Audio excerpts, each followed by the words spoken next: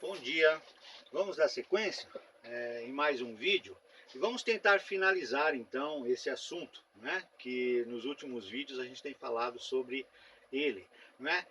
Diz o seguinte, diz respeito ao seguinte, que Deus registra suas obras através dos tempos para você. Então este tem sido o título e a gente tem lido vários versículos, eu tenho comentado algumas coisas que tem tudo a ver com esse tema, com esse assunto. E nós vamos fazer a mesma coisa hoje, só que eu vou correr um pouco, porque eu quero finalizar com esse vídeo e seria interessante lermos vários versículos, tá certo? Recapitulando rapidinho o que eu falei anteriormente, eu estava falando sobre os profetas judeus e eu comentei, não é, que a obra desses profetas tornaram-se mais destacadas com a aproximação da chegada do Cristo, com a chegada de Jesus, o Messias.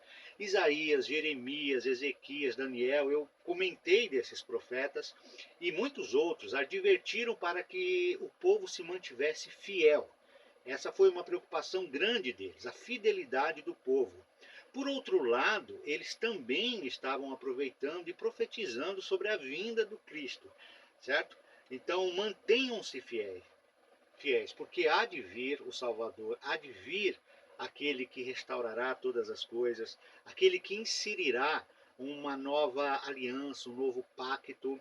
Inclusive, eu citei aqui do profeta Jeremias. É muito importante conhecermos essa passagem no capítulo 31, porque é uma passagem que deixa claro do que haveria de acontecer com a chegada do Cristo, com a chegada do Messias. Vamos ler rapidinho essa passagem, porque eu creio que vai nos ajudar, tá bom? Então está aqui Jeremias 31, versículo 31.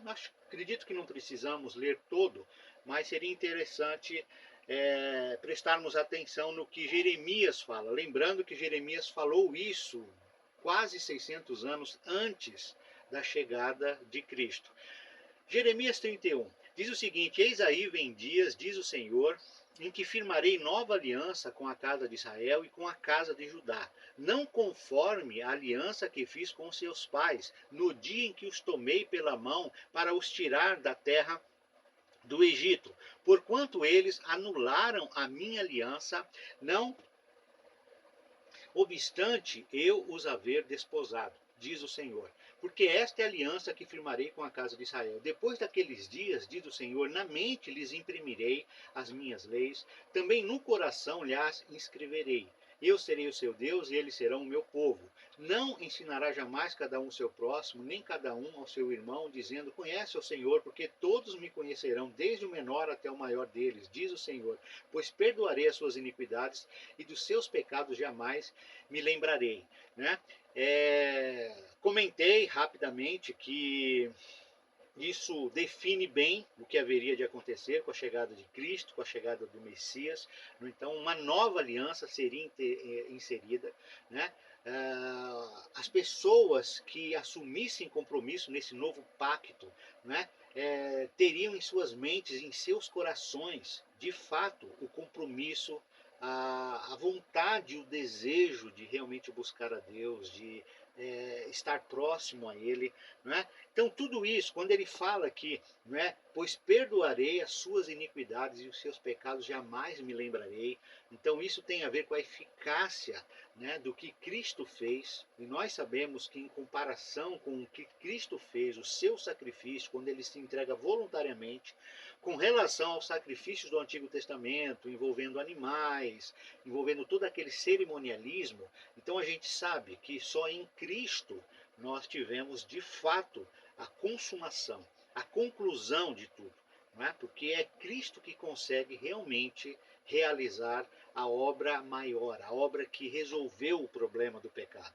Tá certo? Nós comentamos tudo isso no outro vídeo, então eu não vou me ater a isso. Tá ok? Então nós vamos dar sequência aqui, porque eu quero falar um pouco sobre a era cristã, né? Então a gente vê muito isso acontecendo nessa transição entre a velha dispensação, o Antigo Testamento, e o Novo Testamento, né?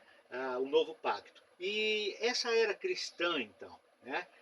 Ela vai se caracterizar principalmente com relação à chegada de Cristo. né? É interessante porque tem uma passagem em Gálatas 4 que define assim, ó, vindo porém a plenitude do tempo, Deus iniciou, vindo a plenitude do tempo, né? Então Deus vai iniciar essa nova era com o seu Filho. Mas a ideia de plenitude do tempo, né? Então quando chegar o momento propício, quando chegar o momento adequado, né? Então Cristo é esse momento propício quando ele chega, né? É o momento adequado para Deus fazer essa restauração e fazer com que as coisas agora funcionem mais do que nunca, né? Com tudo que Cristo realizou, com a obra que ele concluiu, né? Iniciou e concluiu. Depois, o que ele permitiu através dos seus apóstolos, escrevendo, revelando, deixando tudo registrado para a gente.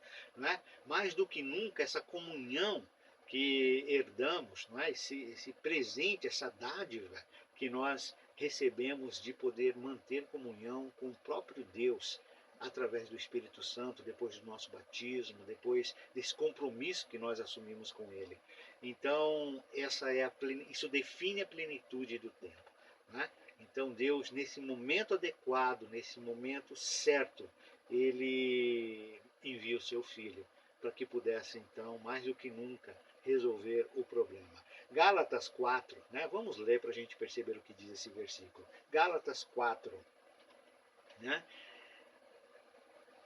Vindo, porém, a plenitude dos tempos, Deus enviou seu Filho, nascido de mulher, nascido sob a lei, para resgatar os que estavam sob a lei, a fim de que recebêssemos a adoção de filhos. Né? Tem outra passagem também, vocês percebem aqui o que foi falado? Né? Deus enviou seu Filho, nascido de mulher, nascido sob a lei, para resgatar os que estavam sob a lei. Tá? Efésios também fala algo muito importante, Efésios capítulo 1, desvendando-nos o mistério da sua vontade, segundo o seu beneplácito que propuser em Cristo, de fazer convergir nele, na dispensação da plenitude dos tempos, todas as coisas, tanto as do céu como as da terra. Então, Cristo é um divisor de águas. O que ele faz, né, com a sua obra, com o seu ministério, sobretudo com as suas instruções, os seus ensinamentos, né, faz toda a diferença, porque é o cumprimento daquilo que Jeremias 31 falou lá. Né? Haveria de vir uma nova aliança, haveria de ser firmado um novo pacto com o povo de Deus, tá certo? É bastante dizermos, né, que esses ensinamentos de Jesus, a vida de Jesus, a sua morte, sobretudo a sua ressurreição, capacitaram Jesus a ser o mediador dessa nova aliança. É muito sério. Você tem 1500 anos de tradição da lei de Moisés. Então, para haver uma mudança, não é mais por esses mandamentos, não é mais a regra de fé e prática, o que o Antigo Testamento definiu. Agora é o que Jesus vai falar e definir. Seria muito difícil, a gente até entende. Você não quebra uma tradição de 1500 anos assim tão fácil, né?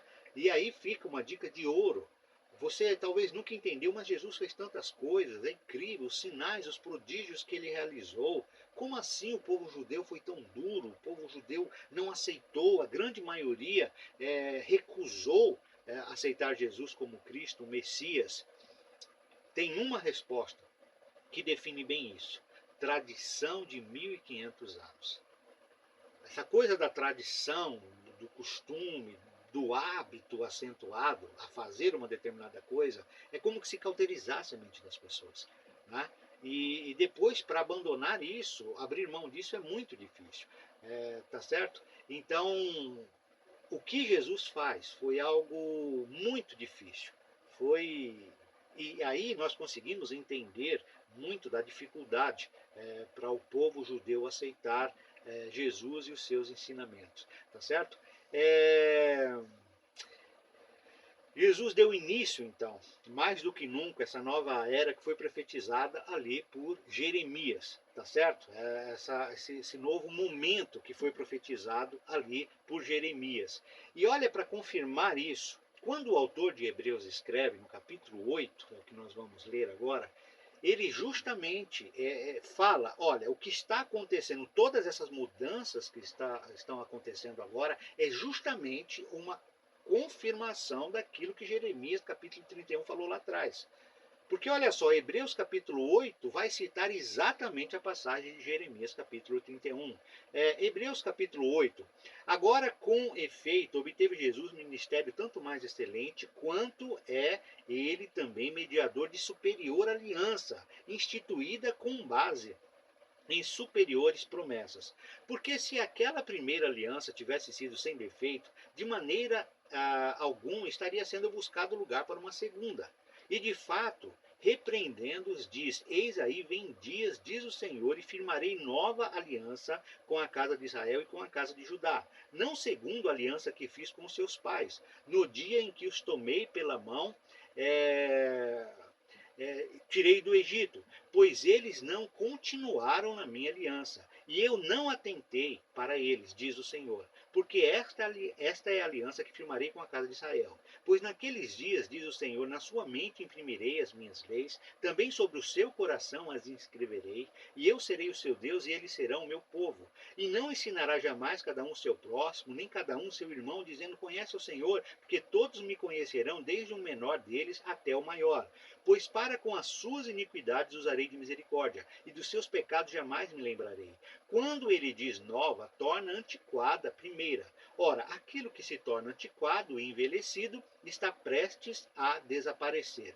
Você percebe aqui que o autor de Hebreus, ele cita literalmente, ele contra em C, contra em V, é, no, no, no que ele escreveu.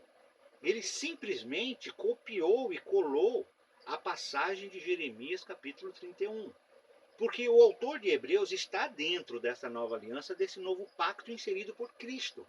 E ele está tentando fazer com que os seus leitores ali entendessem, olha, o que está acontecendo, por que agora a gente segue os dizeres de Cristo, porque a gente segue as orientações de Deus através dos apóstolos.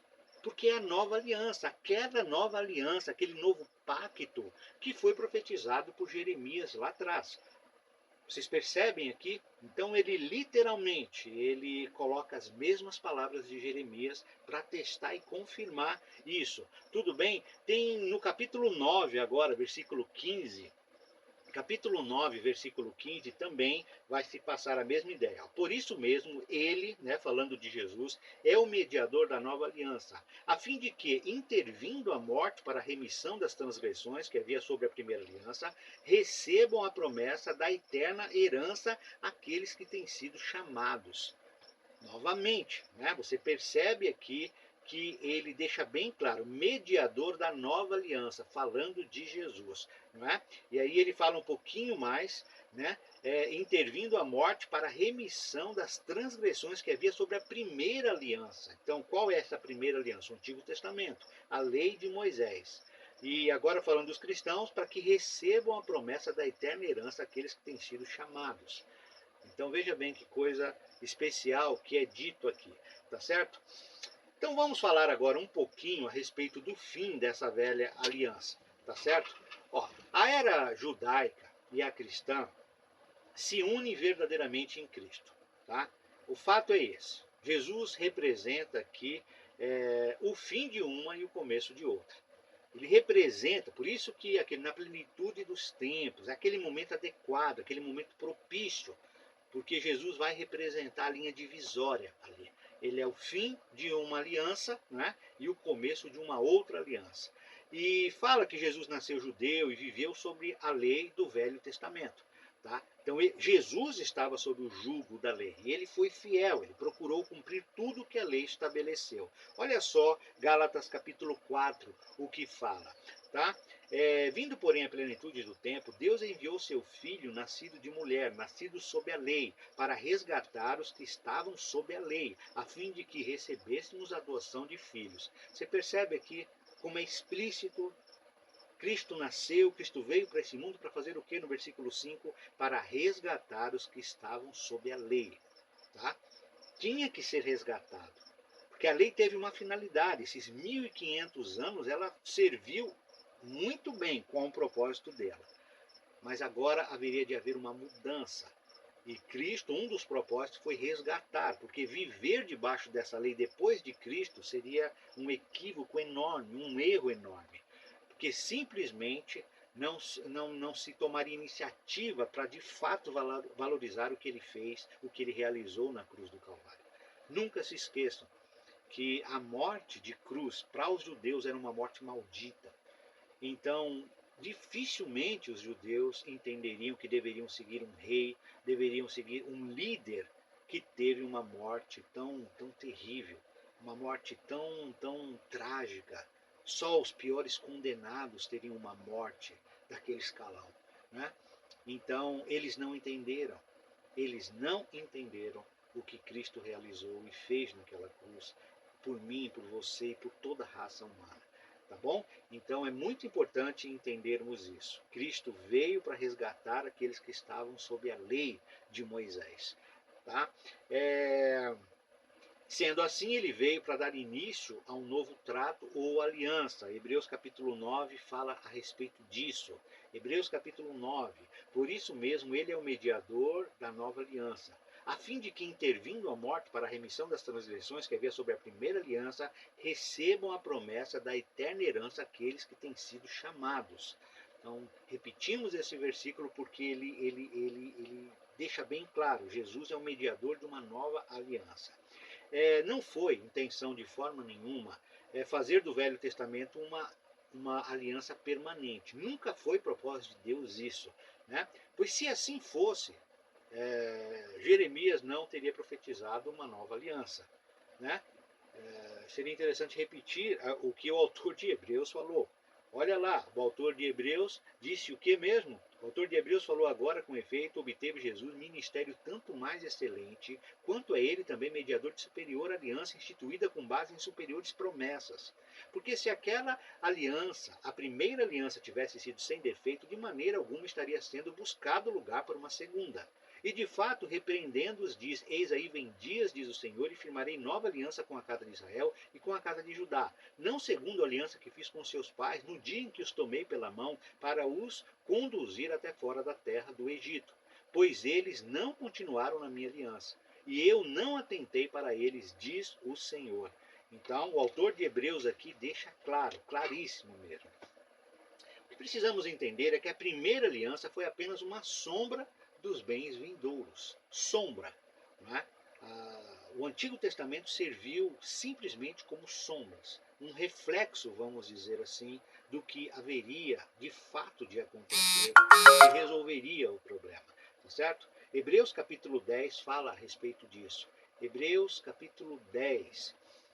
Perdão, eu acabei não mudando ali, né, no monitor. Mas agora vamos ler juntos Hebreus capítulo 10. Preste atenção aqui, como a lei serviu apenas de sombra dos bens vindouros, né? Ora, visto que a lei tem sombra dos bens vindouros, não a imagem real das coisas, nunca jamais pode tornar perfeitos os ofertantes com os mesmos sacrifícios que ano após ano perpetuamente eles oferecem. Olha que interessante que o autor de Hebreus fala aqui. Né? Ele simplesmente compara o que os judeus, os israelitas estavam fazendo ano após ano, seus sacrifícios, né? Os animais que eram sacrificados, com o sacrifício que Cristo fez. O que Cristo fez foi uma vez por todas. Fez para resolver. Né? E lá no Antigo Testamento, ano após ano, eles iam para Jerusalém, peregrinavam para Jerusalém, e ali os sacrifícios seriam feitos, o sumo sacerdote entrando apenas uma vez por ano ali nos Santos dos Santos e fazendo, né, toda a expiação ali dos pecados do povo. Né? Você, eu acredito que saiba que foi assim, sabe que foi assim que aconteceu. Outra coisa, aqui no capítulo 10 diz que a lei de Moisés serviu como sombra. Agora, em Gálatas 3 vai falar, foi um aio para nos conduzir a Cristo. Né? Aio é a ideia de um tutor aqui, alguém que estava cuidando, alguém que estava protegendo ali das crianças, né, dos seus senhores, até que eles adquirissem a maioridade, uma certa idade, para poder ali caminhar agora com as suas próprias pernas. Aio define isso no Antigo Testamento. Olha só, Gálatas capítulo 3. Gálatas capítulo 3, né? De maneira que a lei nos serviu de aio para nos conduzir a Cristo, a fim de que fôssemos justificados por fé. A lei nos serviu de aio, tá ok? Mas, tendo vindo a fé, já não permanecemos subordinados ao aio, tá? Uma vez que chegou a fé, essa fé aqui, mais no sentido de classificar aqui, né, aquilo que Jesus definiu como verdade. Tá? Aqui não diz respeito à minha fé em particular, mas vindo a fé, né, aquilo que foi gerado pelo que Jesus ensinou, pelo que Jesus passou, né, para o seu povo. Vindo essa fé, não permanecemos mais subordinados ao aio. Quando chegou esse entendimento da verdade revelada por Cristo, não era mais para se estar subordinado a esse aio, esse tutor, aquele que serviu para uma finalidade por um determinado tempo, certo? Então não é mais para estar subordinado a isso. Olha o que diz Gálatas capítulo 3. Gálatas capítulo 3. Mas tendo vindo a fé, já não permanecemos subordinados ao aio, né? Que é o que nós acabamos de falar. E, portanto, não estamos mais sujeitos à lei do Velho Testamento. Tá? Então, sujeitos no sentido de obedecer, no sentido de estar praticando, não. Devemos ir para o Antigo Testamento para ler, para saber sobre os personagens, a fé que tiver. Já pensou a fé de Abraão, né? A fé de Davi? Falamos agora mesmo sobre Isaías, Jeremias, Daniel, Ezequiel, profetas do Antigo Testamento. A gente precisa ler, porque precisamos ser incentivados e motivados pela fé desses homens do passado.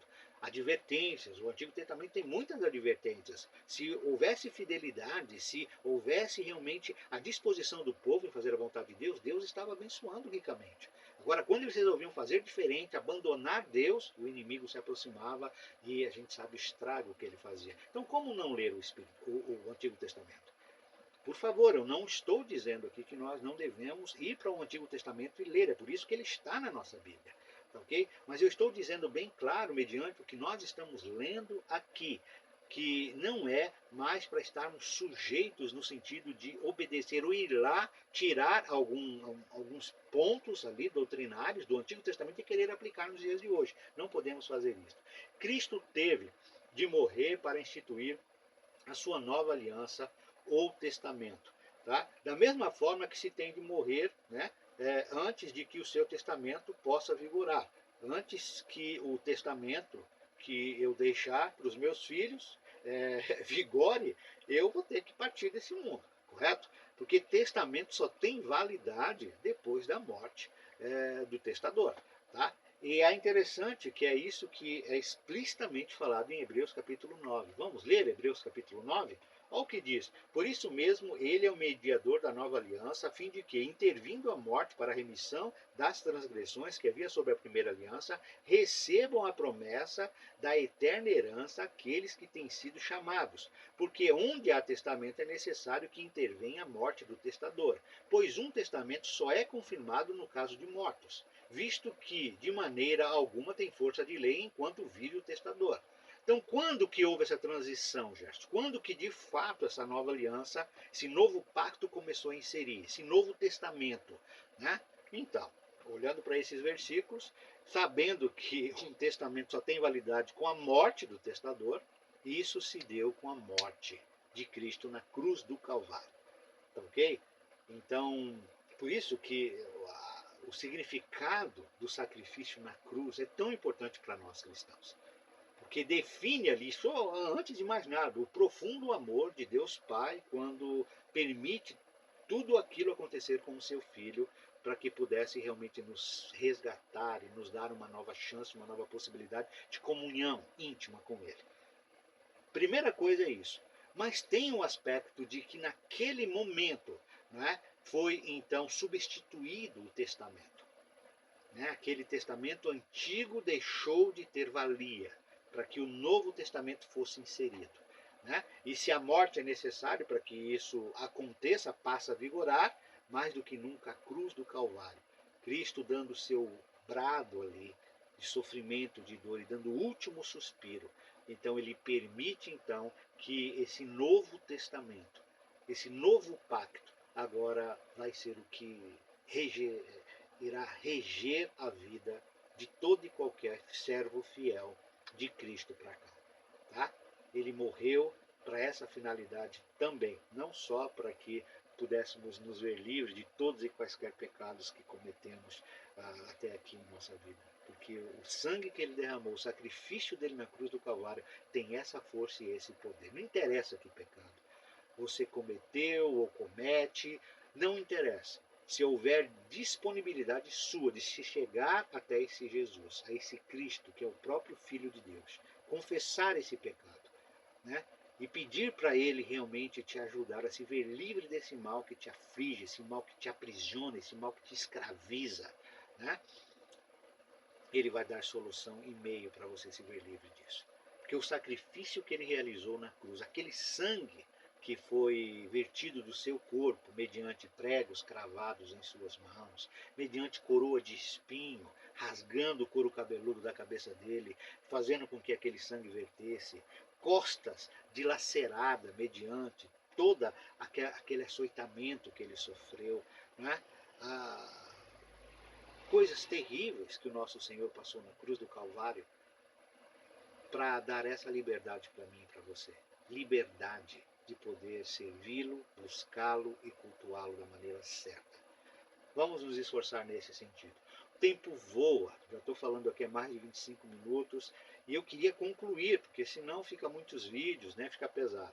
Então vamos caminhar um pouquinho mais aqui, né? Então, a sua morte não só estabeleceu, né, a nova aliança, mas invalidou o trato do Velho Testamento. Então foi inserida, né, e ao mesmo tempo invalida, né, o Antigo Testamento como a regra e prática para se viver. Né? Ao morrer, né, Jesus cancelou o escrito das ordenanças, lei do Velho Testamento, e removeu inteiramente encravando na cruz. Colossenses 2 fala a respeito disso. Olha o que diz Colossenses 2. Tendo cancelado o escrito da dívida, né, de ordenanças, o qual nos era prejudicial, removeu inteiramente, encravando na cruz. Né? Então, tendo cancelado o escrito da dívida, que era contra nós e que constava de ordenanças. Ele está falando aqui do Antigo Testamento, tá bom? Então, o cristão ele não é obrigado a guardar o sábado, as luas novas, né? A circuncisão. Existia todas essas regras que foi estipulado para o povo judeu no Antigo Testamento. Então nós não estamos debaixo desse jogo, de forma nenhuma, né? Porque todas essas regras faziam parte da lei antiga. Colossenses capítulo 2 também fala algo. Olha só. Ninguém, pois, vos julgue por causa de comida e bebida, ou dia de festa, ou lua nova, ou sábados, porque tudo isto tem sido sombra das coisas que haviam de vir. Porém, o corpo é de Cristo. Ninguém vos julgue por conta dessas coisas. Tá? Principalmente se for coisas que foram definidas ali no Antigo Testamento. Paulo diz que quem ensina a necessidade de cumprir parte da lei, preste atenção nisso, que é obrigado a observá-la toda. E fazendo isso, da graça decai. Você quer ir para o Antigo Testamento, pegar uma coisinha lá e aplicar nos dias de hoje? Por exemplo, essa exploração de dízimo, essas coisas. Você sabia que o principal argumento, textos usados para definir isso, dessa maneira exploratória que existe por aí, vai tudo lá para o Antigo Testamento, sobretudo Malaquias 3,10, aquela coisa de... Né, tem que ser visto isso com muita cautela, tá ok? Temos responsabilidade hoje, os cristãos, de ofertarmos. O trabalho precisa caminhar e tem responsabilidades. É óbvio que se tem despesas, mas cuidado, porque eu percebo que o fato é que vai-se para o Antigo Testamento e pega muitas das passagens do Antigo Testamento para tentar ali aplicar isso e quase que encostar pessoas na parede para que possam estar de uma maneira acirrada, assídua, né, dando seus dízimos, suas ofertas e tudo mais. Né? A própria definição desse sacerdócio, né, hoje, que a gente vê por meio de Vaticano, por meio deste concílio católico, toda a estrutura que existe ali de sacerdócio, de clero, né, e tudo mais. Você sabia que isso está baseado e definido no Antigo Testamento? Sobretudo com as questões envolvendo ali os levitas, a família de Arão, o sumo sacerdote, as definições, né? Tudo aquilo que foi definido para organizar, né? Essa questão da liderança, do sacerdócio e tudo mais. Você sabia que essa estrutura da Igreja Católica é definido totalmente ali, baseado nos princípios ali do Antigo Testamento? Até essa noção, no Antigo Testamento tinha um sumo sacerdote que exercia uma autoridade única ali, espiritualmente falando. Não é? Então o conceito de Papa, o conceito da pessoa com autoridade tão profunda, não é baseado e tirado do conceito do Antigo Testamento. Pense nisso, tá ok? Eu não estou aqui querendo só fazer uma crítica, mas eu estou aqui mostrando para vocês o perigo de se não discernir isso que nós estamos lendo aqui. Eu faço questão de ler vários versículos porque é extremamente importante. Né? Pessoas estão indo para o Antigo Testamento e pegando as coisas de lá e trazendo para querer aplicar agora. Olha, mas está na Bíblia. Né? E as pessoas leigas não entendem. Né? Agora, bonito, já pensou? Eu descubro que de uma certa forma, Deus tolerou, né, os patriarcas, os servos que viveram no passado. De uma certa forma, Deus tolerou, né, a poligamia, por exemplo, que eles tivessem esposas, concubinas. Tá? É interessante que, de uma certa forma, Deus tolerou, permitiu isso, mas Deus nunca tirou a consequência prática disso. Então, todos os homens que optaram em ter esposa e concubinas sofreram terríveis consequências por conta disso. Família dividida, mulheres intrigadas entre si, os filhos crescendo naquele espírito de inveja, de ciúmes, de rivalidade. Então, é interessante. Né? Então, pessoas podem chegar para o Antigo Testamento, ver isso daí também e achar que, poxa vida, seria normal hoje, além da minha esposa, eu ter diversas mulheres por aí e tudo mais. Tem no Antigo Testamento. Mas é interessante, né? Mediante toda a problemática e a dificuldade que a gente sabe, né, nos dias de hoje, para se aplicar isso, a gente vê as pessoas, as mesmas pessoas que vão lá para pegar dízimo, vão lá para estruturar uma hierarquia eclesiástica, né, do clero, né, não teria a ousadia de fazer isso. E para deixar ainda mais visível para você aqui a dificuldade, o problema de ir para o Antigo Testamento e querer aplicar coisas nos dias de hoje, no Antigo Testamento, desculpe, no Antigo Testamento um filho rebelde, um filho que era totalmente contrário aos princípios da família, aos princípios ali de Deus, esse filho rebelde, ele deveria ser levado até o meio da congregação e ser apedrejado.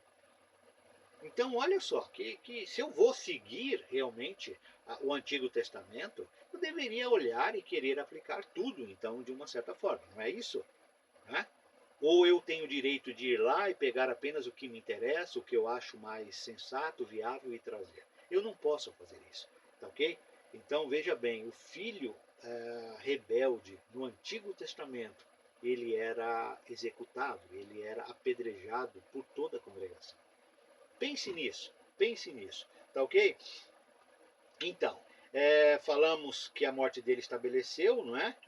A nova aliança, que o cristão não é obrigado, né, a guardar as coisas concernentes ali ao Antigo Testamento. E seria interessante lermos Gálatas, Gálatas 5, né? Vamos ler Gálatas 5, olha lá, 3 e 4. Ó, de novo testifico a todo homem que se deixa circuncidar, que está obrigado a guardar toda a lei. De Cristo vos desgastes, vós que procurais justificar-vos na lei, da graça decaíste. Porque nós, pelo Espírito, aguardamos a esperança da justiça que provém da fé. Então veja bem, aqui Paulo está dizendo, olha, se a pessoa vai voltar lá para o Antigo Testamento para pegar a circuncisão, por exemplo, né, ele é obrigado a guardar toda a lei. Se você vai para o Antigo Testamento e traz alguma coisa de lá para aplicar agora, você é obrigado a guardar toda a lei. E fazendo isso, ele deixa bem claro aqui: de Cristo vos desligastes. Não tem como ficar ligado com Cristo querendo observar os preceitos da lei. Tá?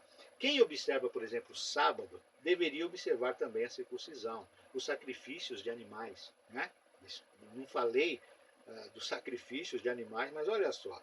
Né? Sacrifícios de animais são uma coisa extremamente comum no Antigo Testamento. Era uma forma de estar ali cultuando a Deus, era uma forma de demonstrar ali, né, a alegria e o contentamento de reconhecer as bênçãos de Deus na sua vida. Então, se a pessoa vai voltar para o sábado, por exemplo, se a pessoa vai voltar para a circuncisão, né, ou se a pessoa vai voltar, no caso que eu citei aqui, dízimos dessa maneira totalmente, né, exploratória, né, você é obrigado a guardar todas as coisas. E se você fizer isso, você decai da graça. Tá ok? Mas a morte de Cristo cancelou toda essa lei. É isso que eu estou tentando passar aqui para vocês. A cruz é a linha divisória entre a era judaica e a era cristã. Muito importante entendermos isso. Tá? Agora vamos falar um pouquinho rapidamente das leis da nova aliança. Isto não significa que na era cristã, né, se tenha a permissão, né, para fazer um monte de coisa errada. Ele está dizendo que não é mais para seguir a lei de Moisés, então o homem está liberado para fazer o que dá na telha. Não. Não, ninguém está liberado aqui para matar, ninguém está liberado para praticar imoralidade, ninguém está liberado aqui para roubar, ninguém está liberado para fazer um monte de coisa errada. E sabe por quê? Porque todos esses princípios são ensinados até com maior ênfase ainda nessa nova aliança. Todos esses princípios está tudo revelado no Novo Testamento, nessa nova aliança, nesse novo pacto. Né? Olha só o que diz Gálatas 5. Gálatas 5. Olha o que diz. Ora, as obras da carne são conhecidas e são prostituição, impureza, lascívia, idolatria, feitiçaria, inimizades, porfias, ciúmes, iras, discórdias, dissensões, facções, invejas, bebedices, glutonarias e coisas semelhantes a estas, a respeito das quais eu vos declaro que já outrora vos preveni que não herdarão o reino de Deus que tais coisas praticam. Mas o fruto do Espírito é amor, alegria, paz, longanimidade, benignidade, bondade, fidelidade, mansidão, domínio próprio. Contra estas coisas não há lei. E os que são de Cristo Jesus crucificaram a carne com as suas paixões e com as concupiscências, as suas concupiscências. Se vivemos no Espírito, andemos também no Espírito. Né? Desculpa, eu demorei passar ali, mas olha o que Gálatas fala. Todos esses princípios estão estruturados no Novo Testamento e a gente percebe através dessa leitura o quanto é sério. Vai ser exigido até mais da gente. Tá? Todos os 10 mandamentos, exceto a lei do sábado, se encontram na nova aliança. Então, tudo aquilo que você vê nos 10 mandamentos, que resume, sintetiza bastante ali a vontade de Deus, você sabia que é só a guarda do sábado que não está revelado para a gente no Novo Testamento? Todos os outros, direto ou indiretamente, está definido. Nós temos que seguir, não porque simplesmente foi escrito na lei dos 10 mandamentos de Moisés, mas porque no Novo Testamento está revelado isso.